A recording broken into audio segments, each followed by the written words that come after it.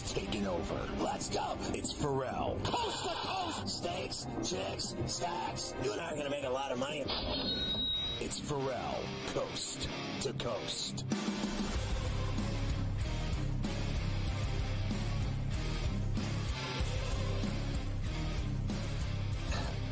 Luke dragging out Olsen to end the inning. I have seen it all. This guy's pitched 4 innings the entire season. He's out there like Sandy Koufax.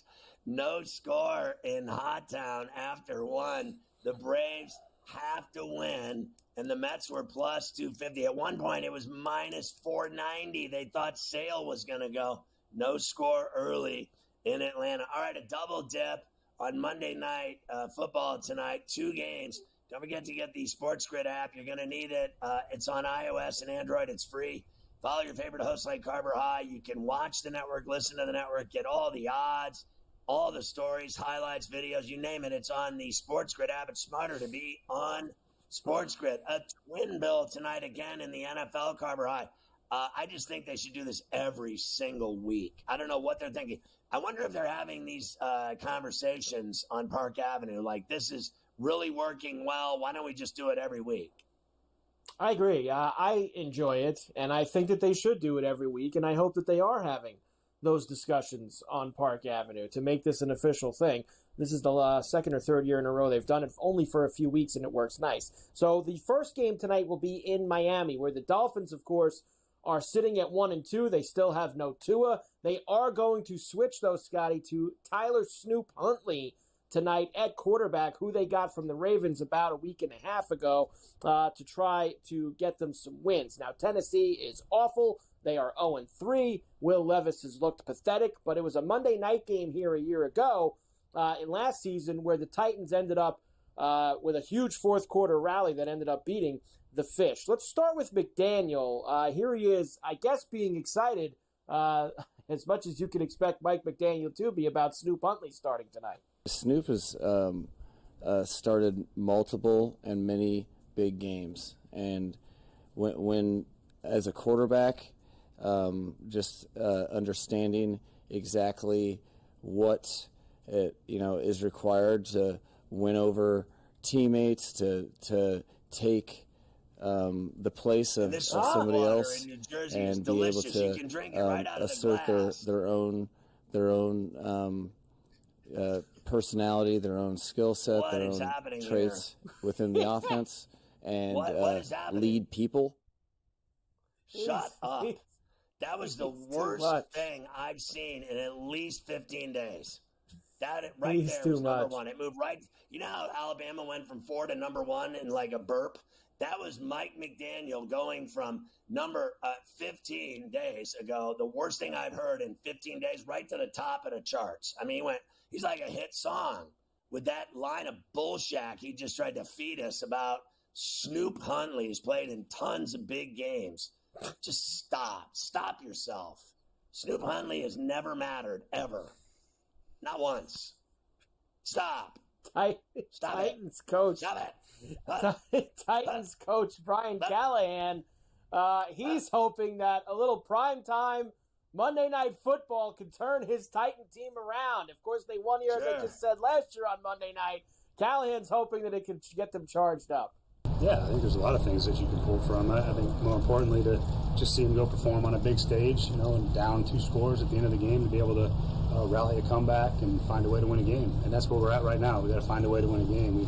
We've been in pretty good position in 2 of them and haven't found ways to win. And that's part of the reason why we sit where we are. And we have to draw on some of those experiences for Will, what it feels like to go rally a team back and find ways to make a couple plays in the fourth quarter, which, again, is not something we've done well enough yet. Haven't scored in the fourth quarter. You're not going to win a lot of games doing that. Drawing back on that experience and that energy and that emotion of being on a primetime stage and playing at a really high level to win a game in the fourth quarter, we got to have that again. Oh, stop. Oh, yeah. Honestly, this guy just moved to number 2 in the charts with lines of bullshit. Here's the deal. The only way this team's going to win, and I know you're going to think I'm crazy. I'm telling you, the only way they win is if they go with Rudolph the Red-Nosed Reindeer.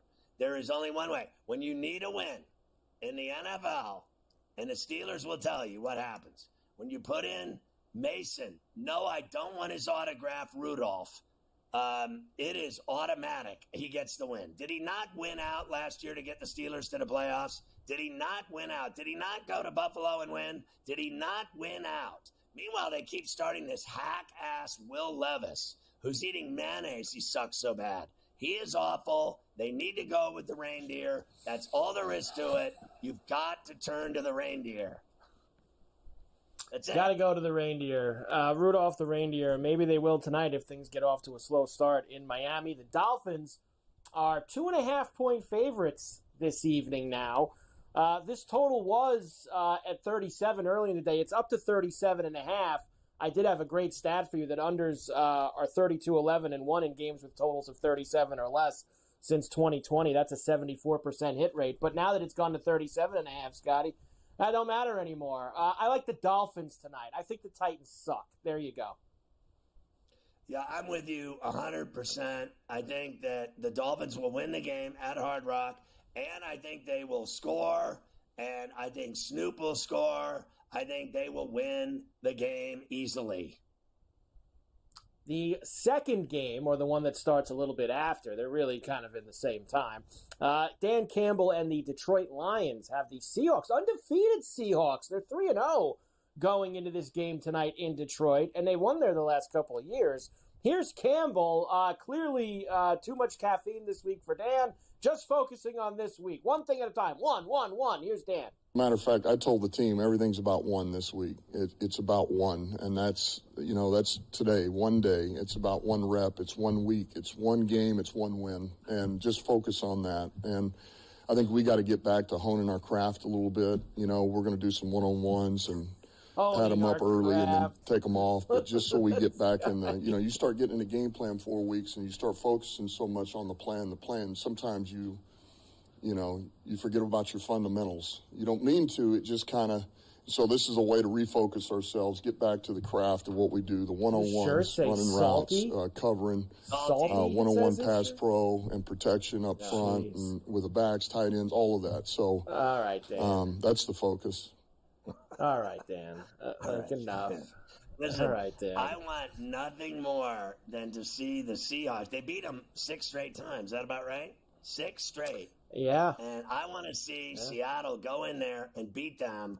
And let's just get down to it. I took the points. I got 4.5, and I'm on Seattle. I want them to go in there and beat them more than anything in the world. I told you before, this team has been gifted the Super Bowl this year by everyone and their brother. That they're going to be in the NFC title game, and they're going to get revenge on the 49ers for choking last year in the same set game. And I'm just not buying it. No one ever recovers from a choke that magnificent. They never do. They never recover. And they all think, oh, we'll be back. Don't worry about it. We're going right back to where we were. No, you aren't.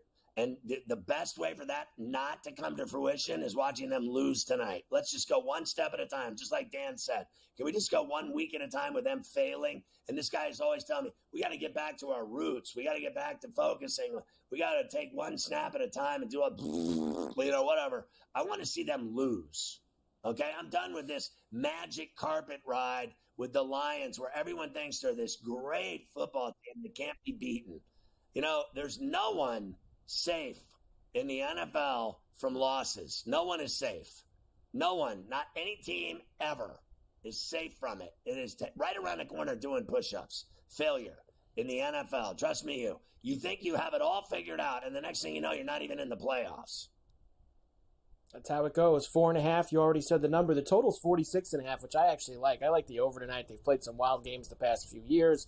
The one thing I will give you love numbers. Jared Goff is 8-0 straight up at 7-1 against the spread at home in prime time. I think we did those when they played the Rams the first week of the season as well.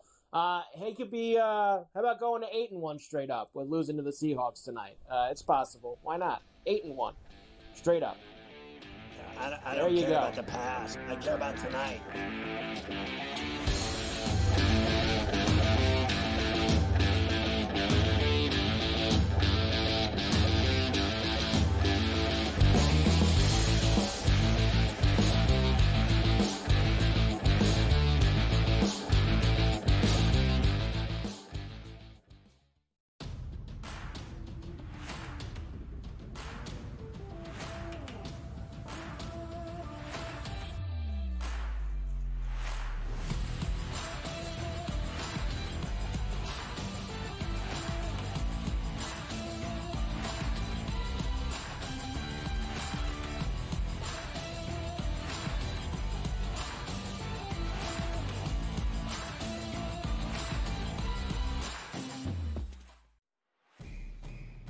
it's a new era in CFB to start off this year, put on full display. My take on this game is simple. I know some people will be upset about it.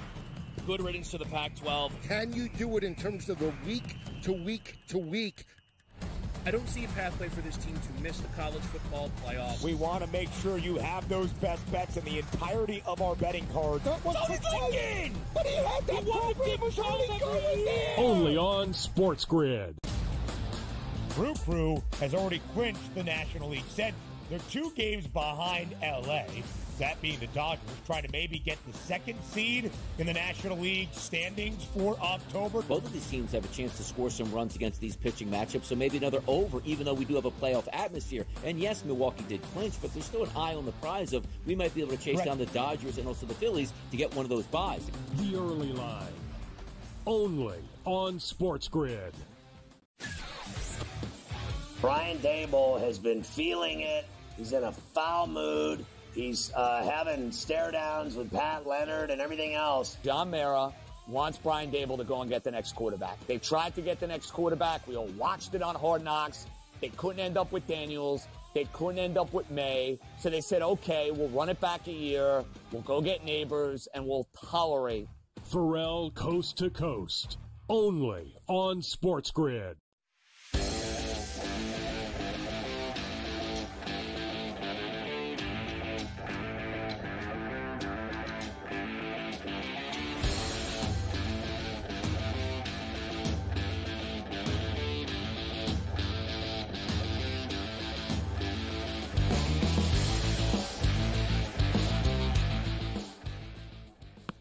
All right, so we got a lot happening here.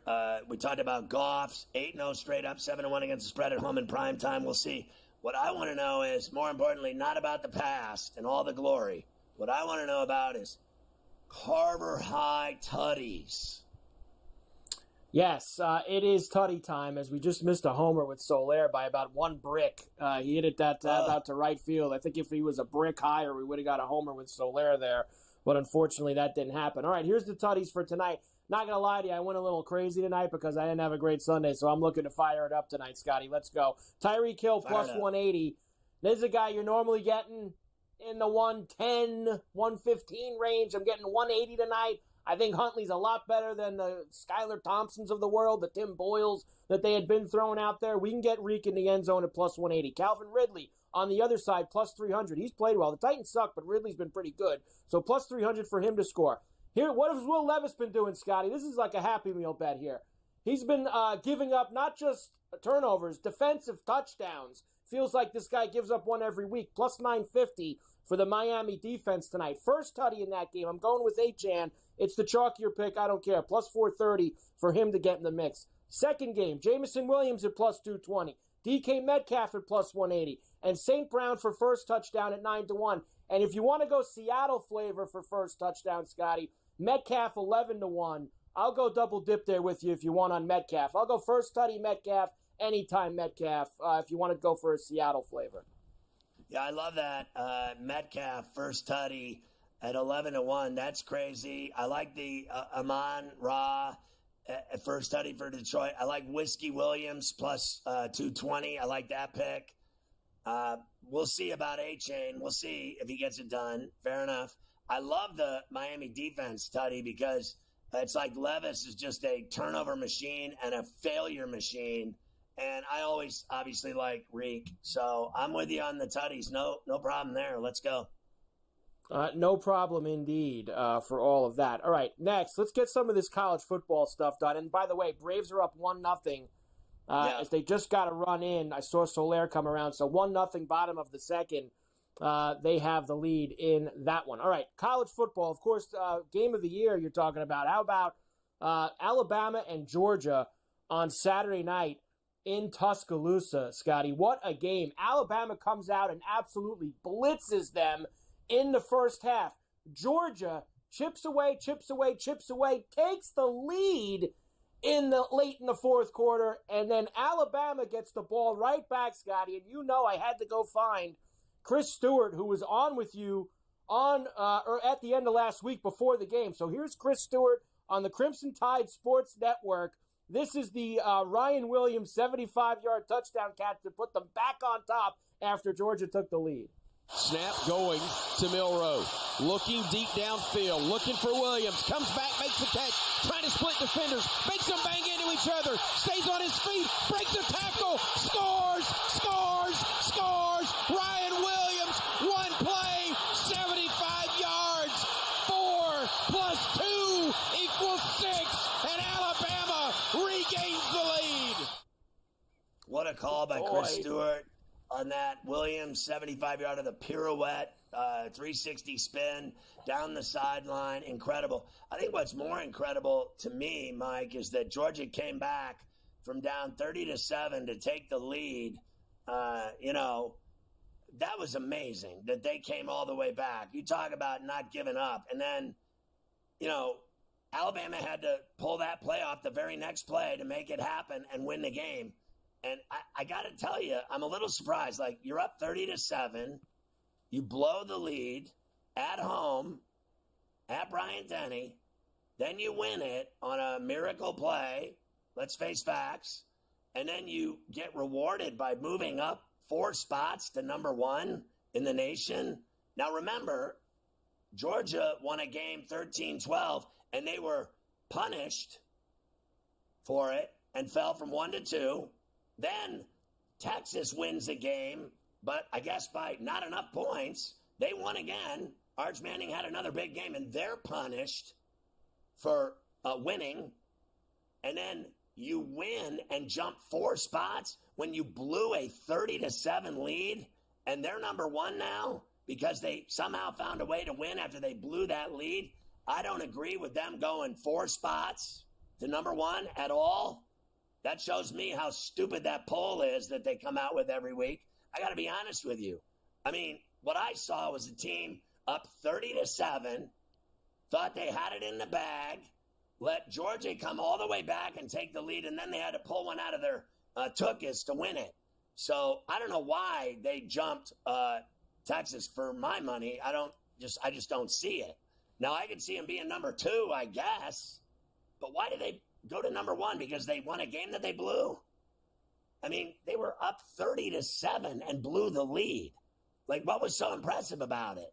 You cannot blow a 30-7 lead and get rewarded for it. Meanwhile, these other 2 teams, they won the games and were both dropped in the ratings.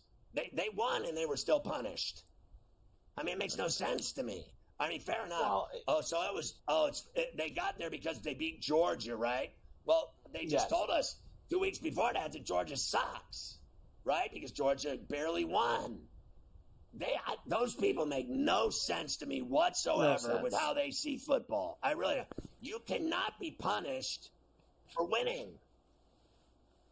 You shouldn't be. And that Georgia game there, they barely beat Kentucky. Suddenly that doesn't look as bad anymore after Kentucky beat Ole Miss on Saturday. Right. So suddenly that win by Georgia on the road in Lexington, I think, has a little bit more weight, or is going to have a little bit more weight as we move along. So you think a good win that they should jump Ohio State and Texas and everybody and go to number 1 because they won a game that they blew a 30-point lead? I think that what the people that vote in that poll look at is that they won a top 5 game. Texas has not, they didn't win a top 5 game this week. Georgia didn't win a top 5. Alabama beat another team in the top 5, so they reward them by putting them to the top of the ladder. No, it's because they have to have Alabama or Georgia number 1 every year, always. That's why they did it.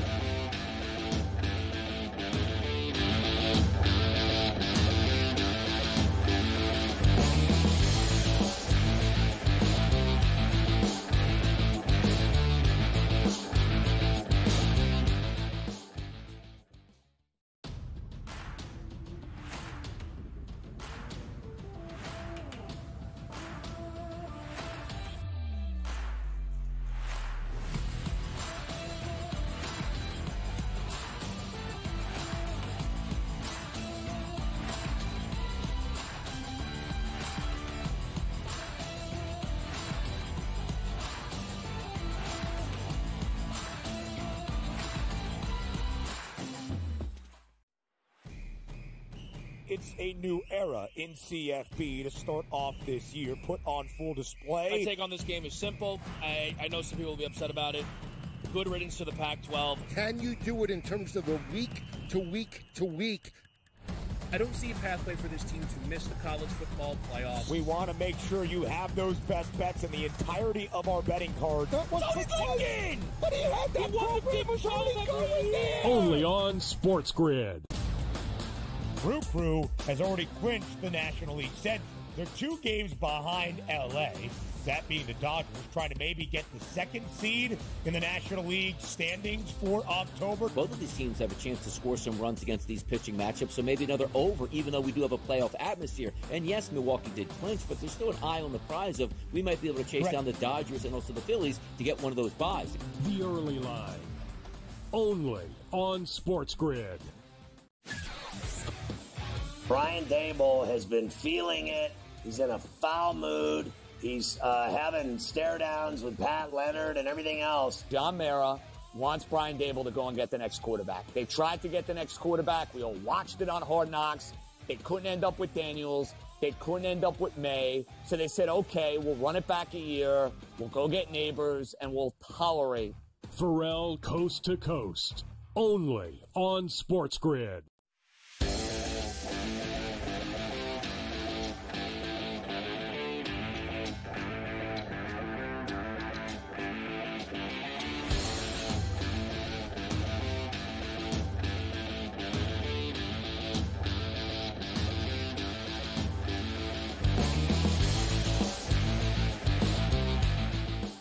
Listen, Mike, I don't dispute that Alabama's good. That's not the question here. I don't dispute that they're, a top-ranked team, top 5 team, number 4, number 1. It's neither here nor there to me. I don't understand how you're punished for winning.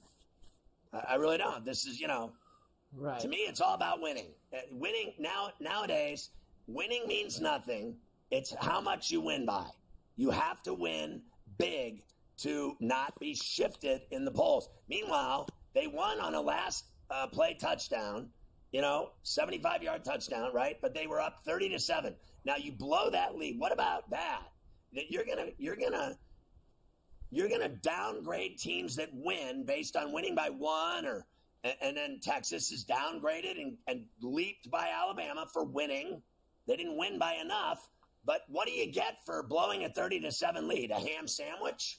Do you get some popcorn? Maybe a hooker? I don't get you rewarded for blowing a lead. When you're up 30-7, you should win, 40-14 or something. When you blow that lead, that's not involved in this. You're just rewarded that you somehow found a way to win. You pulled it out of your arse and you're rewarded. That's my problem with it. My problem right there is they blew that huge lead. It's like the Vikings yesterday. You're up 28-0, and then you win 31-29. Christ, what do we get on the flight home? Champagne? They blew the lead like they almost lost the game. How about Baltimore and Dallas? They were up 28-6. And what they win? 28-25. What are you going to have?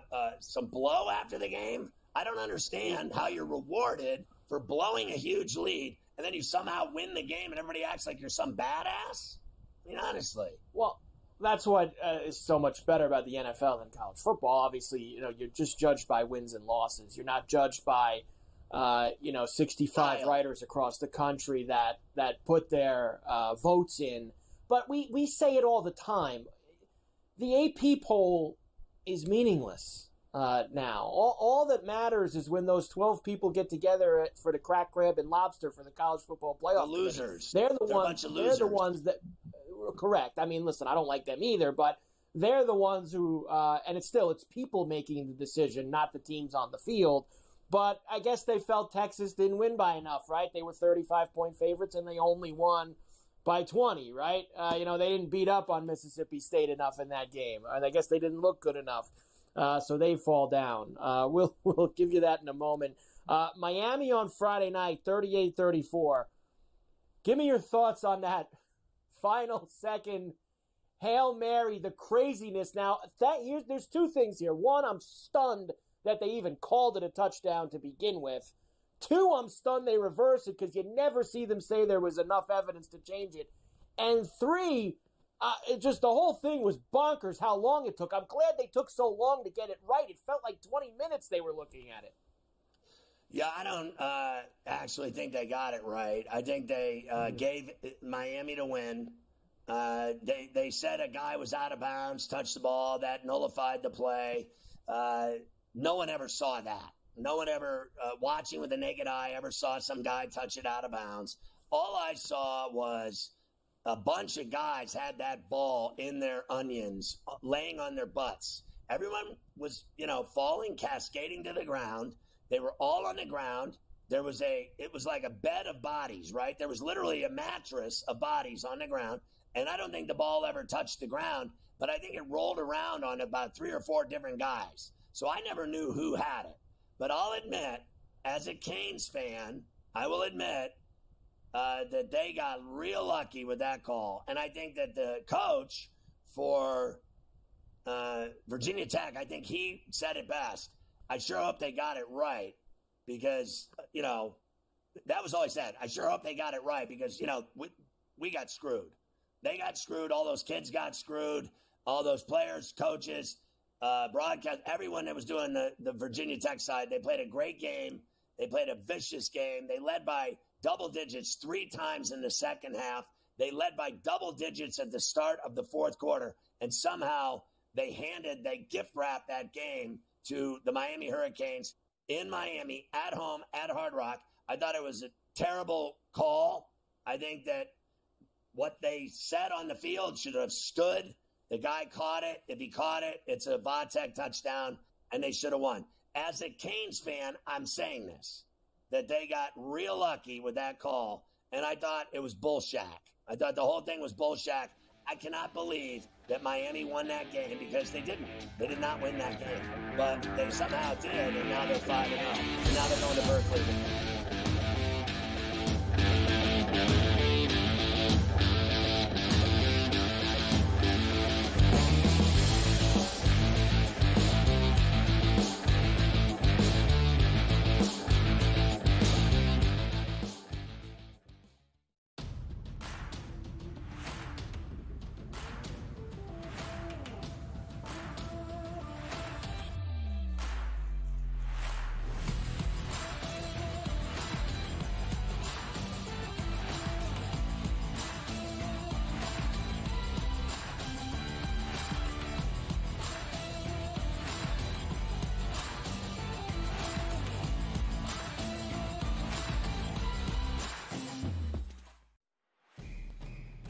It's a new era in CFB to start off this year, put on full display. My take on this game is simple. I know some people will be upset about it.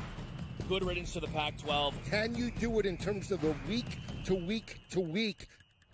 I don't see a pathway for this team to miss the college football playoffs. We want to make sure you have those best bets in the entirety of our betting cards. That was again! But he had that program was only going there! Only on SportsGrid. Crew has already clinched the National League Central. They're 2 games behind LA, that being the Dodgers, trying to maybe get the 2nd seed in the National League standings for October. Both of these teams have a chance to score some runs against these pitching matchups, so maybe another over, even though we do have a playoff atmosphere. And yes, Milwaukee did clinch, but there's still an eye on the prize of we might be able to chase down the Dodgers and also the Phillies to get one of those buys. The early line, only on SportsGrid. Brian Daboll has been feeling it. He's in a foul mood. He's having stare downs with Pat Leonard and everything else. John Mara wants Brian Daboll to go and get the next quarterback. They tried to get the next quarterback. We all watched it on Hard Knocks. They couldn't end up with Daniels. They couldn't end up with May. So they said, okay, we'll run it back a year. We'll go get Neighbors, and we'll tolerate. Ferrall Coast to Coast, only on SportsGrid.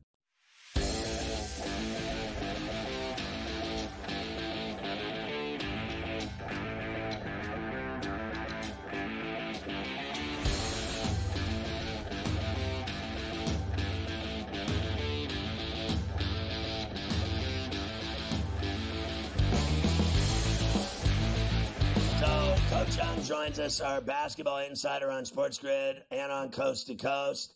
and we got a lot to talk about. So Saturday, I'm going to play ball at 6 a.m. I'm driving. I got my phone on in the little, charger holster. It holds it up, in the air, so while I'm driving, I can look at it. And I'm driving along, and I look, and I thought I was seeing things because I'm barely awake. I'm going to play ball. I can barely see straight. I've had no sleep. I'm like, what am I doing playing basketball at 6 a.m? And I look at it. There's Cat Towns to the Knicks. I was like,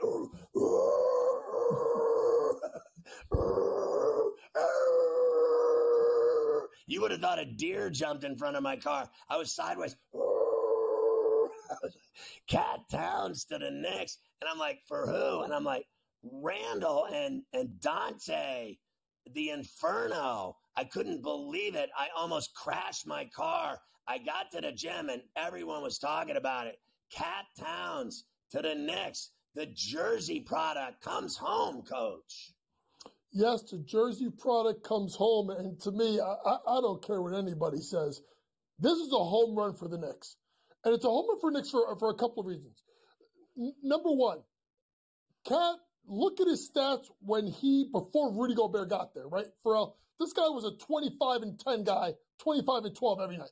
So don't tell me that he's not rebounding, he's not running up to defend. But the biggest thing is his ability to stretch the floor. You have one of the best pick and roll guys in Brunson. Now you can run pick and roll, or you can run pick and pop. And if you run pick and pop, now you have OG, Bridges, and Cat. So now the floor is spread. So Brunson's got driving lanes. Josh Hart's got driving lanes. It sets them up. Also for a couple of things. Number one, I don't think people understand. Cat's a better 5 than he is a 4, right? OG's a better 4 than he's a 3. Bridges is a better 3 than he is a 2. They line up into their spots that's best for them. I thought it was a little much. And the last thing is, the ball's not going to stick. Listen, I love Julius Randle. You do too. But when it gets to Randle, that ball ain't moving anymore. It's going to be more free-flowing offense, which I think, Ferrall, may make them harder to guard.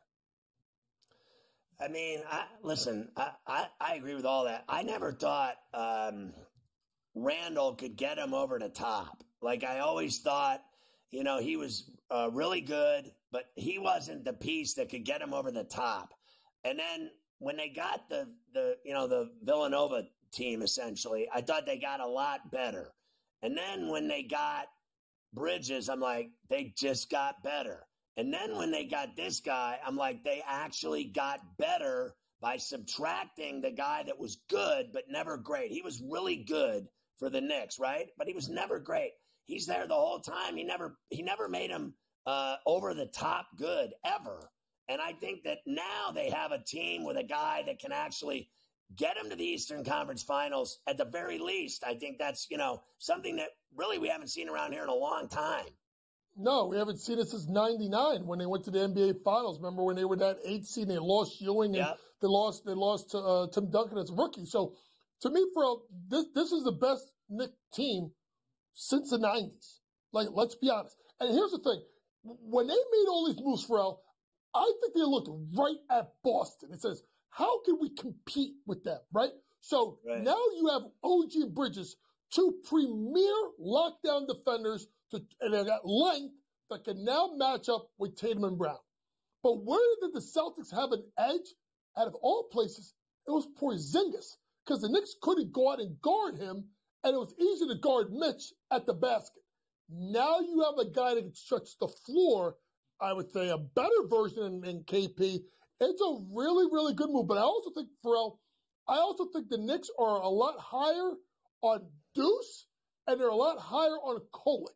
I think they're going to become that back court. I loved Kolek. You did too out of Marquette. He's a tough lefty guard. And Deuce made strides in the playoffs, which I think at the end of the day made DiVincenzo expendable. I think they have a really good team now. Let's see if they can put it all together. On paper, they look fantastic. I want to see what they look like on the floor, night to night, week to week, month to month. It's no joke, the grind. Let's talk about the WNBA. Before it started, you knew I had talked about Connecticut's defense would be the difference against the Fever I said they just are too good defensively. They did it again last night in the semis against the Lynx. They won that game, in my opinion, with defense. And, they made, I thought, the Lynx best players take bad shots. And then the Liberty handled the Aces in game 1 in no sleep till. And they're both up 1. And I think at the end of the day, I'm still on both of them to move to the finals. With the Connecticut Sun, the under was the play. It was obvious because you have two arguably the best defensive teams in the sport. And now I think the over-under is like a 140-something, I think, for game number 2. Alyssa Thomas, to me, was the key factor, Ferrall, because not only was she diming and rebounding, she was scoring. And that's a level where Alyssa Thomas, when she can turn it on offensively, Ferrall, they are going to be good. Also, Scotty, shooting 41% from 3. This is the worst three-point shooting team in the league. I do think it's going to be interesting in game number 2. In regards to the Liberty, Ferrall, we've been waiting for Breanna Stewart to have that big moment versus the Aces. And she did. And she was dynamic. But you have to also talk about the play of Jonquel Jones, who is a matchup nightmare for the Aces. What do? Do you put Kia Stokes on her? Do you put Gustafson on her? Do you put Asia Wilson on her? If Jonquel could be that double-double machine with, obviously, Stewie, with Ionescu who hits big shots, and don't sleep on the 5-inch kid, the kid from Germany that's in the starting lineup by Sandy Bordello. They looked really good and looked last night why they should win the WNBA title. So, yeah, Stewie had 34, Jones had 13 and 12, and Ionescu had 21. And almost, literally everyone except, I guess, Lainey Hamilton, everyone but her had a 3 or more. I mean, they hit a couple of them. Ionescu hit 3 of them. Jones hit 1. Stewie and Fivick had 2 each. They were all hitting their shots. What are your plays for game 2s in this that are coming up? I know you got some bets for those. Well, I'm going right back to Double J. Jonquel Jones to get a double-double at minus 110. It was plus 125, Ferrall, for game number 1. Simply put, she's a monster, and she will control the boards. It's about, can Jonquel get enough touches? I think she will. She's put up monster games versus team in the past. Jonquel Jones, double-double, minus 110 on FanDuel. And what else? You have a couple other plays. Yeah, Leona Fajmovic in the starting lineup. Her prop, I think, is over 8.5 points. Listen, if you are Becky Hammond, you're not going to let Stewie go off. You're going to try and look around and say, who am I going to make me make shots? Leona is the key here. She's been really good in the starting lineup. I think she had 6 points last game. I think she gets over that hump. Leona Fajmovic, over 8.5 points. And then finally, in the Connecticut Lynx game, you got to play here. Yeah, I think this is going to be a great series. I think it was a bad start for the Lynx and an even worse finish. You take away those first and fourth quarters, they completely outplayed Connecticut. I think they play better. They play better defense. Give me the Minnesota Lynx minus 5. They tie the series up at 1 game apiece. Wow, that's interesting. And so who do you think is going to be great for Connecticut again? They won the first one.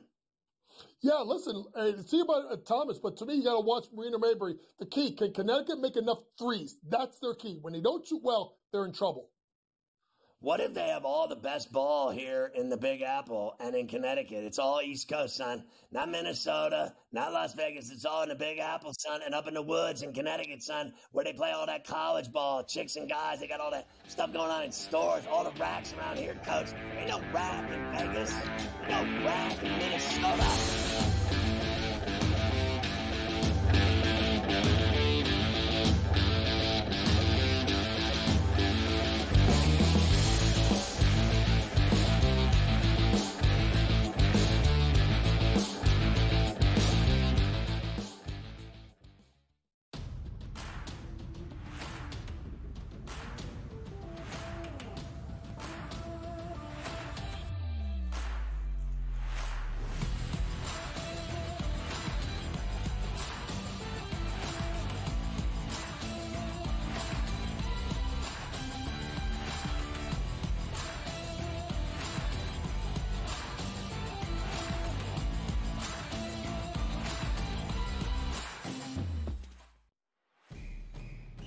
it's a new era in CFB to start off this year, put on full display. My take on this game is simple. I know some people will be upset about it. Good riddance to the Pac-12. Can you do it in terms of the week to week to week? I don't see a pathway for this team to miss the college football playoffs. We want to make sure you have those best bets in the entirety of our betting cards. That was cooking! But he had that Only on SportsGrid. Crew has already clinched the National League Central. They're 2 games behind LA. That being the Dodgers, trying to maybe get the 2nd seed in the National League standings for October. Both of these teams have a chance to score some runs against these pitching matchups, so maybe another over, even though we do have a playoff atmosphere. And yes, Milwaukee did clinch, but there's still an eye on the prize of we might be able to chase down the Dodgers and also the Phillies to get one of those buys. The early line, only on SportsGrid. Brian Daboll has been feeling it. He's in a foul mood. He's having stare-downs with Pat Leonard and everything else. John Mara wants Brian Daboll to go and get the next quarterback. They tried to get the next quarterback. We all watched it on Hard Knocks. They couldn't end up with Daniels. They couldn't end up with May. So they said, okay, we'll run it back a year. We'll go get Neighbors, and we'll tolerate. Ferrall Coast to Coast, only on SportsGrid.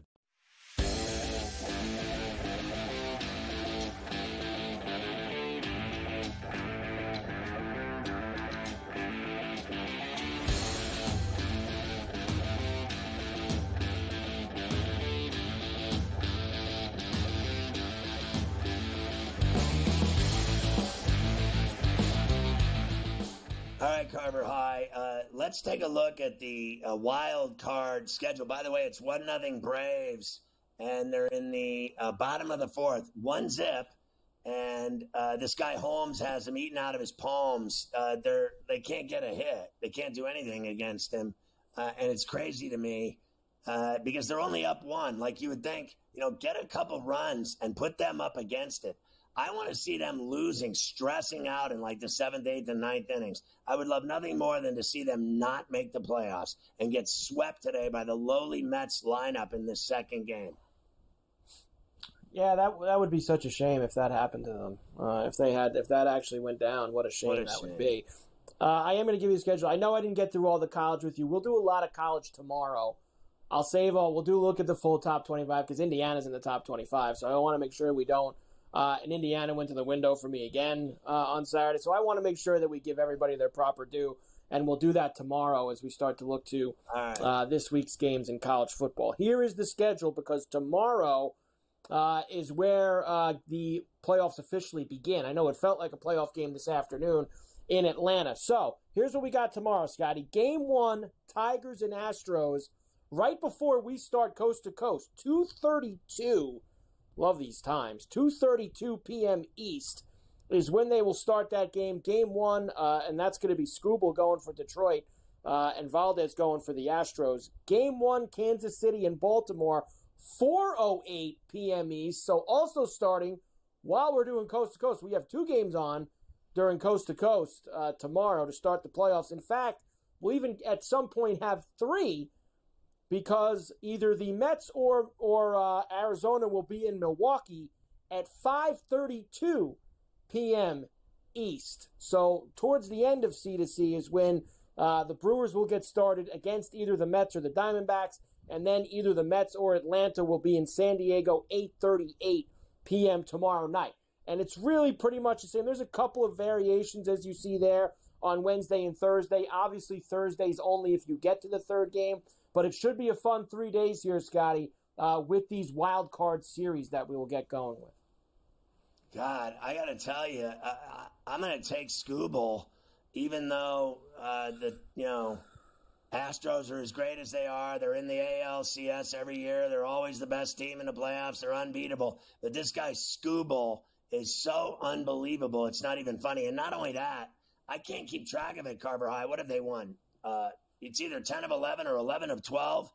I can't, remember exactly. They've won so many games, I've lost track of it. The Tigers are on fire, and their ace is going, who just, he won everything. Wins, ERA, strikeouts, the triple crown of pitching. He's so dominant, it's not even funny. I think the Astros are going to have trouble scoring runs against him. And then in the second game, you mentioned Reagans, your boy Ronald Reagans against Burns. Burns has struggled mightily over the last month and a half. There's just no getting around it. Could the Royals steal game 1 at Camden? Why not? Yeah, here's the numbers actually for you. For that series, obviously the Astros are favored for the 3-game series over the Tigers. There it is, minus 175 plus $1.45. But if you want for Scooble tomorrow, Scotty, you're getting plus 126 with Scooble tomorrow afternoon for the Tigers. They are the dogs in Houston. Astros are minus $1.48 with a 6.5 total. So a nice price. And I think when we look at this series, obviously, and I know the Tigers have been red hot, but it is, I believe, an absolute must. They need Scooble to win that first game to give themselves a chance here down in Houston against a team that, as we know, has so much postseason success. They need a big-time performance from Scooble tomorrow afternoon. Yeah, so what? I guess they cooled off over the weekend, the Tigers, and lost 2 or 3 of the White Sox. So that was after they clinched on Friday night and celebrated. They basically didn't care on Saturday and Sunday. Is pretty much what it came down to. All right. Well, I'm still willing to bet on Scooble. I'm willing to bet on Scooble without a doubt at that price. He's so good. Now I know how good the Astros are, but this guy, he is a problem. He is a problem. Reagans and Burns, as you said, in the first game in Baltimore, that's just after 4 East, minus 156 for Burns tomorrow, plus 132 for Reagans for the series. Orioles are minus 175. Royals are plus $1.45 for it. I don't know, Sky. Both teams sputtered in September, right? And really down the stretch. I mean, the Orioles, I guess you could say, finished a little bit stronger, taking the 2 out of 3 in the Bronx and then finishing up the Twins over the weekend. But Burns hasn't been great. I don't know if I want to lay that much with him. Yeah, I'm concerned about Burns for tomorrow, but I think the Orioles are playing a little better, very little better than the Royals. The Royals did not play well down. They backed into the playoffs. There's no getting around it. Obviously, they have pitching, Lugo, Reagans, it goes on and on. Bobby Witt, he won the hitting crown. He's a badass. But this Baltimore team is stacked with guys that can hit. So I think the Orioles will find a way to win that series. And remember, they were there last year, and they had to have gained some valuable experience. It's been a few years for the Royals since they were there. We're not talking about 2014 and 15 going to the World Series. They went in, 17. It's been a few years since they've done it, right? So I think Baltimore's better suited for this opportunity. I think they went and failed, and now they're going, and they want to win a round at the very least. So I think they're the buy. I think the upset shot is the Tigers against the Astros. Now, no one in their right mind would take the Tigers over the Astros in a series. They have played such great baseball over the last 2 months. I am not against taking them. I think that price is juicy, and I think tomorrow is juicy at plus $1.26, plus $1.45 on the series. I would die if I could see the Tigers eliminate the Astros, because I think if they do, it opens the door for the Yankees. I think that it does as well. I don't mind that either, going for the Tigers in this series, although the Astros always burn us. All right, when we come back, I have some other end-of-season baseball notes for you in the leftovers, and a couple of other things as well before we get out of here. All right.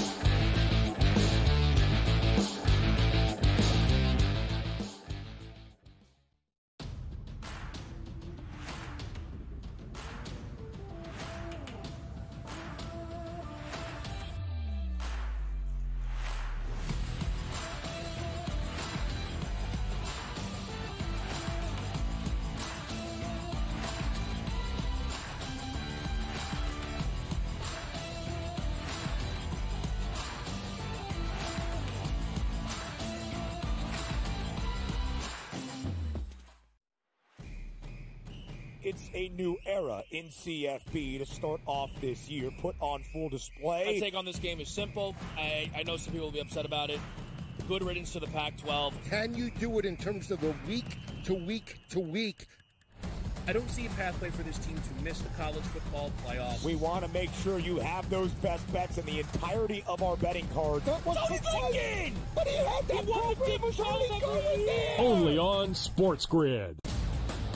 Brew Crew has already clinched the National League Central. They're 2 games behind LA, that being the Dodgers, trying to maybe get the 2nd seed in the National League standings for October. Both of these teams have a chance to score some runs against these pitching matchups, so maybe another over, even though we do have a playoff atmosphere. And yes, Milwaukee did clinch, but there's still an eye on the prize of we might be able to chase down the Dodgers and also the Phillies to get one of those buys. The early line, only on SportsGrid. Brian Dable has been feeling it. He's in a foul mood. He's having stare-downs with Pat Leonard and everything else. John Mara wants Brian Dable to go and get the next quarterback. They tried to get the next quarterback. We all watched it on Hard Knocks. They couldn't end up with Daniels. They couldn't end up with May. So they said, okay, we'll run it back a year. We'll go get Neighbors, and we'll tolerate. Ferrall Coast to Coast, only on SportsGrid.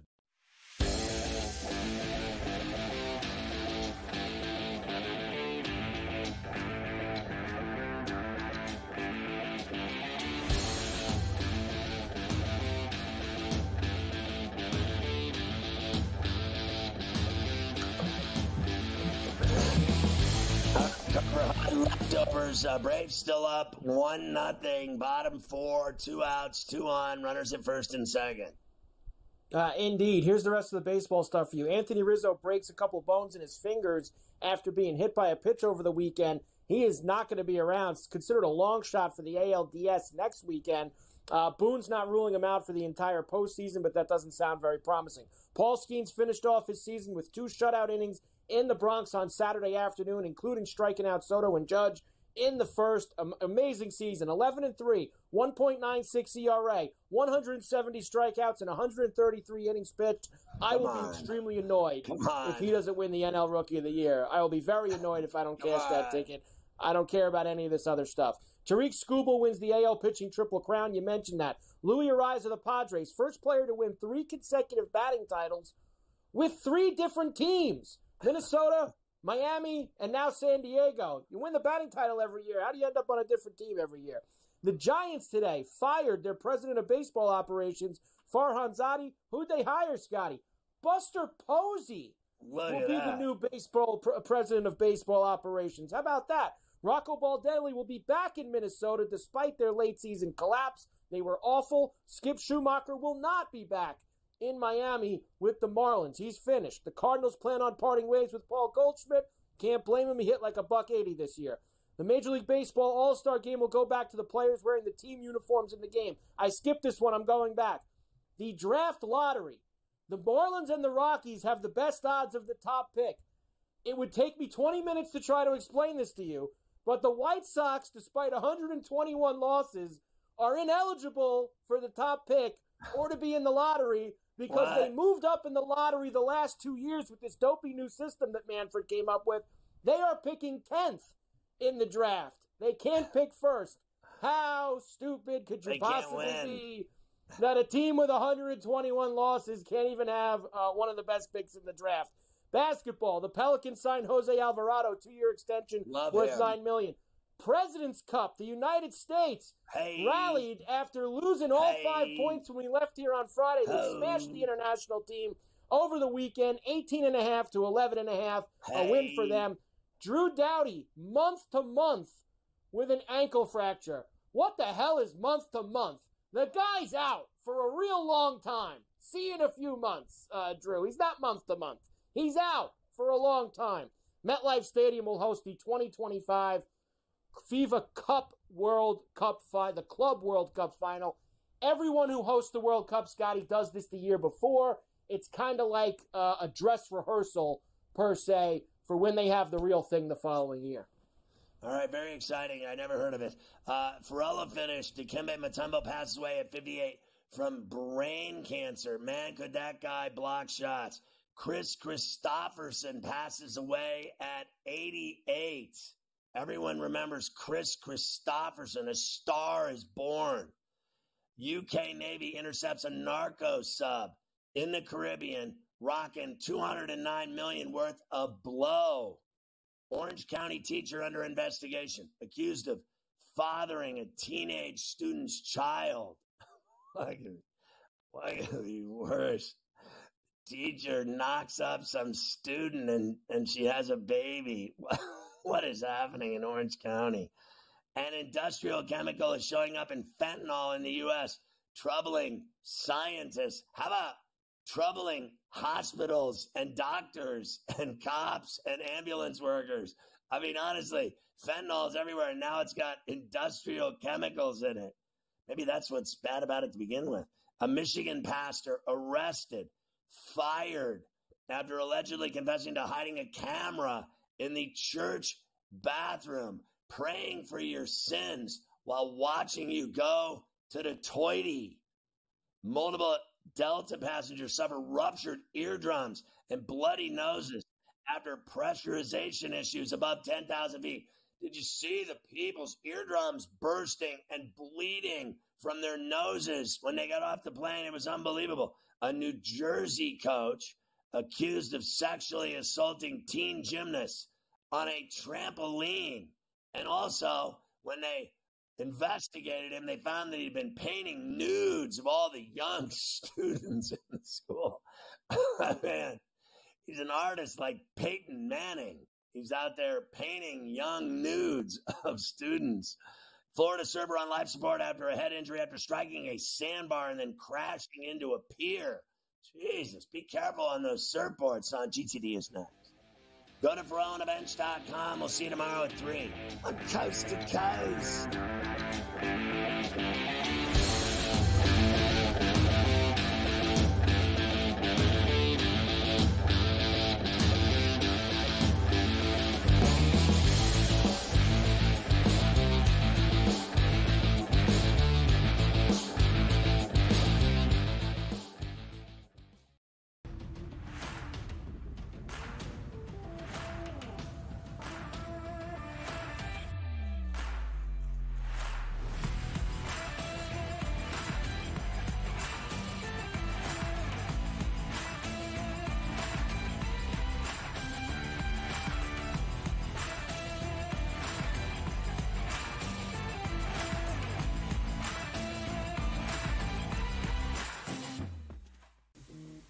Right here with you on Pro Football Today on SportsGrid. Odds in motion, trying to see what lines have moved throughout the week. Never felt more comfortable in this set than I do for this year. I am ready. I'm just getting angry. The hot takes are going to be here all long, people.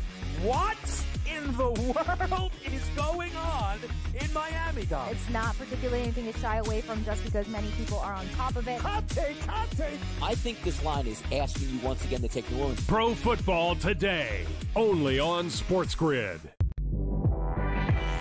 Simply put, the only way to bet this is over-under win total. I love Tyronn Lue. I think he's one of the 5 best coaches in the league. But my dear friend George Sorlis told us to me a long time ago, you can't win if you don't got the talent. Unfortunately, I don't think the Clippers have the talent to match up. Betting above the rim, only on SportsGrid. Brian Daboll has been feeling it. He's in a foul mood. He's having stare downs with Pat Leonard and everything else. John Mara wants Brian Daboll to go and get the next quarterback. They tried to get the next quarterback. We all watched it on Hard Knocks. They couldn't end up with Daniels. They couldn't end up with May. So they said, okay, we'll run it back a year. We'll go get Neighbors, and we'll tolerate. Ferrall Coast to Coast, only on